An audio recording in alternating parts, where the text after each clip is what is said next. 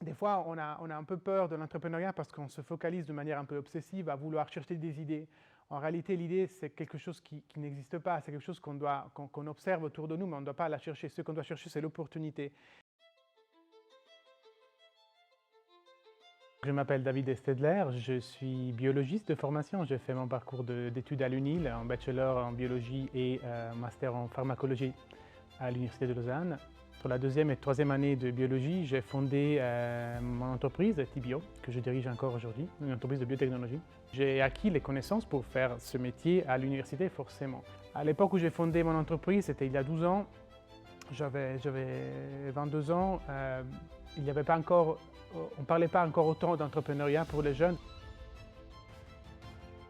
L'entrepreneuriat, c'est un métier en soi. Les connaissances qu'il faut avoir, l'envie d'entreprendre, la capacité de saisir des opportunités, doit être la même. L'esprit d'entreprendre fait qu'on ose saisir des opportunités, on ose prendre des risques et si on a bien fait notre travail, ça se trouve que finalement c'était une bonne opportunité et que le risque qu'on a pris c'était un risque calculé et qu'il y a eu du succès. Donc il y a peut-être cet élément qui est à la limite entre l'inconscience et, j'aimerais dire le courage, mais c'est peut-être exagéré. En tout cas, c'est cet élément où on ose faire un pas vers l'inconnu et voir un peu qu'est-ce que ça mène. Donc c'est peut-être ça qui nous amène à être des acteurs de l'innovation en fait, et du changement.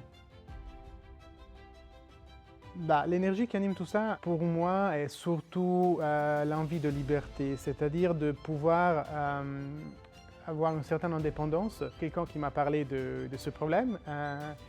Et le travail, après, c'était d'abord un travail scientifique avec des lectures d'articles, l'élaboration de produits, de tests. J'ai monté un petit laboratoire chez moi, j'ai investi le premier argent de poche, entre guillemets, pour ce laboratoire.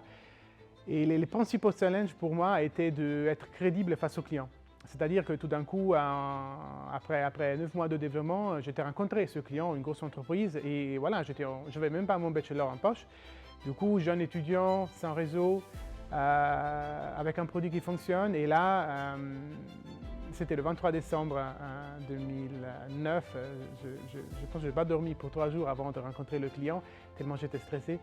Et c'était ça, c'était de rester crédible et de montrer que finalement, l'idée était bonne et j'ai eu la chance d'avoir face à moi finalement des entrepreneurs, des gens qui avaient envie d'écouter, d'évaluer plutôt la valeur de l'idée que l'âge et la réputation de l'interlocuteur. Et donc ils ont cru dans mon produit.